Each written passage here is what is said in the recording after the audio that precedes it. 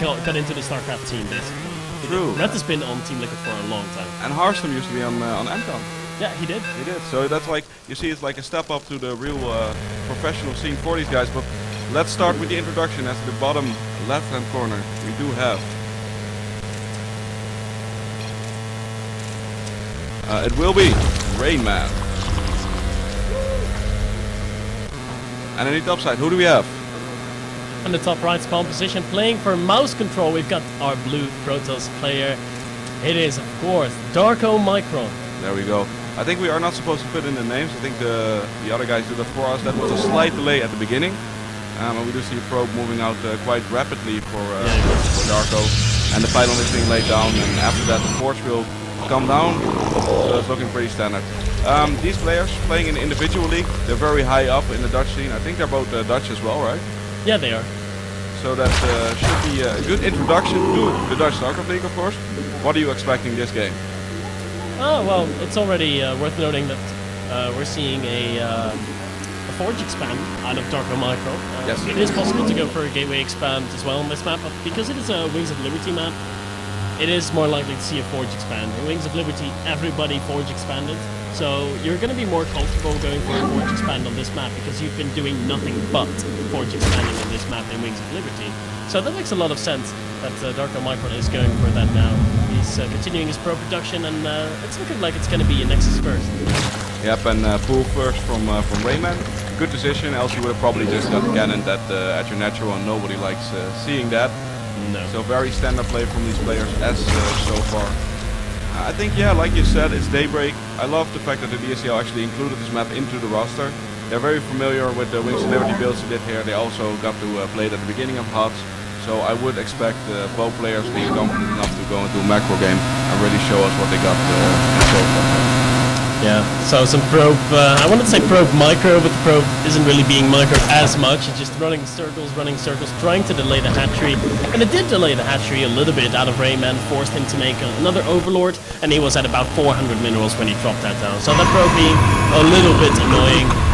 And especially when you go for a Nexus first, any second that you're able to delay a hatchery, it's going to be really good for you. The Nexus for Darko Micron is going to be finishing up earlier than the second hatch of our Zerg player will be.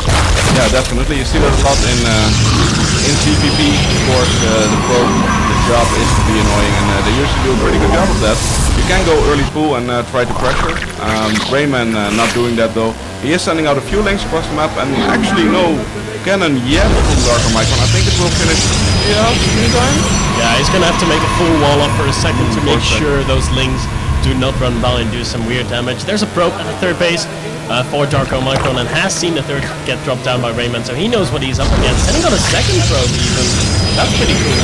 There goes the second gateway to complete the wall up. Those Zerglings will not be able to get in. They will not have enough DPS to kill that gateway in time, and it will be cancelled in the second phase of the Yeah, one of the things I really like about Rayman's play is that he actually puts the Overlords over the expansion before placing them down, just to make sure that there's no photon cannons being laid down by the Protoss, and using those Zerglings offensively instead of scouting. Shooting that with the Overlord. Pretty nice play. Yeah, it is. The Overlord of Rayman, not in the usual position, but it's not at much risk just yet. Rayman taking, Darko Micron, excuse me, taking 3 pretty late gases here. He's dropping all 3 gases at the same time right now. Usually it's more standard to drop 2 in your main base after starting the gateway, and then getting the 3rd as your, or 4th when you start to get your natural up and running. But Darko Micron delaying his gas a little bit in favor of more probe production, and then taking 3. It's a bit of a stylistic thing. It's always cool to see a player's personalized build. Yeah, he's only got 2 guys in gas, and 2 of those as well, so really I think he's going for some sort of special timing here. One of the things to notice is Rayman picked off a probe that was being sneaky across the map, and really doing a very good job of scouting out proxy pylons. +1 being corner boost out of the fort, so I don't know exactly what he's going for. Stargate included, which is being laid down by Darko Micron right now. What do you think with the Stargate and the low gas? I don't think I've ever seen that actually. Well, low gas. He did have 2 workers in those gases for only like 30 seconds, and after that he put in 3 in each. So his gas income is actually going to be quite fast. It's like you pointed out, no +1 coming out of that forge. That is definitely worth noting. I mean, we're not going to see any kind of gateway-based attack off of 2 bases, because you'd always get +1 with that, and you'd want to have 1-1 by the time it hits. So it's going to be a Stargate build. It's going to be Phoenix out of Dark Omicron. That means forcing Rayman to go for units if he had something like that. Yeah, he's also brought down 2 extra gateways, so nothing really crazy as of yet. Taking his forecast, and he's going to get a little bit map control with the Phoenix. I don't see any score problems or reactions yet from Rayman. I don't think Rayman actually has an Overlord in position to scout out the main base, so I don't think he's going to find out until we actually see the Phoenixes.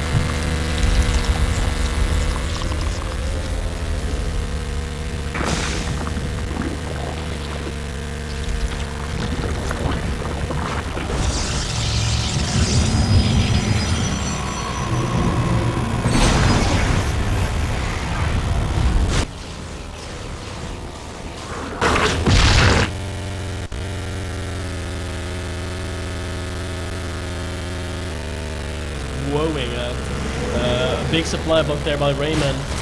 It's not very good for him. He will not be able to produce a lot of units. And these Phoenix, they do a lot of damage, but the Phoenix are currently sitting idle. There they go, regaining control over them. He's going to go and snipe some Overlords. But as we just seen, Rayman produced 11 Overlords, so losing 1, 2, or 3 of them isn't really going to matter as much. Yeah, I mean, these Phoenixes are definitely going to get some Overlords to snipe, because with 11 of them being constructed, he's going to not be supply blocked forever. It's actually the thing I like to do, but I usually just have too much minerals. I think in this case he's just a very good reaction to the Phoenix. Also an Overseer trying to see what's going on in the main base. I don't know what he exactly saw, but about everything. So that's really good scouting from Raymond there. Yeah, that Overseer has been able to see what is going on. And this is a 3-gate Stargate into a 3rd base, which is a pretty greedy thing to do, because you're going to become so vulnerable to Hydra timings, which is exactly what it looks like Rayman is going to be going for. He's getting the muscular augment upgrade for those Hydras, so they're going to be moving much faster off creep. And as Zergling, oh, be careful Phoenix, you cannot engage this many Hydras at all. It's going to be so difficult for Dark Omicron to hold on to his 3rd base. It's going to require a photon overcharge, perfect force fields, and he needs his Colossi quickly. He does have a Robo finished up, but no robotics support bay on the way yet. No, not enough splash damage right now to really clean up a large amount of Hydras. And it does look like Rayman is intending here to push across the map a little bit. There are some sentries though. They have quite enough energy to make a good force field. And also you have the Phoenix overhead, and a brilliant time warp right there. Yeah, that's a good time warp there, but there's also Zerglings in the main base dealing with the economy of Dark Omicron. So even if he takes all these Hydras out, which I don't think he is going to, it's not looking very good for our Blue Chronos player. The Zealots have been able to clean up the Zerglings in the main base, but the engagement at the natural is still going on. The Photon Overcharge has been of course the Time Warp has been used, and the Mothership Core will not have enough energy for a Photon Overcharge. The Mothership does go down. The Mothership Core is now down and out. The sentry's getting caught in front, a few of them going down. Rayman is keeping on committing to this attack. He's slowly withering away at the army, and with these Zergling reinforcements and the lack of cannons at the 3rd, I think the 3rd is going to have to be tortured. Yeah, very good force field from him right there to keep it out a little bit, but it looks like it's just going to be in a matter of time before he starts breaking it. There's also still one Hydra killing a 7 Escrow, and during this he might actually barely hold, but Rayman's gonna be so far ahead after this, I feel like. Yeah, he does have a 3rd base behind this. The Colossi and the Void Rays are starting to come out though, and these Hydras are getting cleaned up. Take a look at the units lost. Zerg has actually lost more. This Immortal's gonna get surrounded, more Zerglings streaming in here. The upgrade for Dark Omicron are currently +1 attack, which is of course not the best. His Forge was pretty late on researching upgrades. He will have +2 in a second, and he will keep his 3rd alive.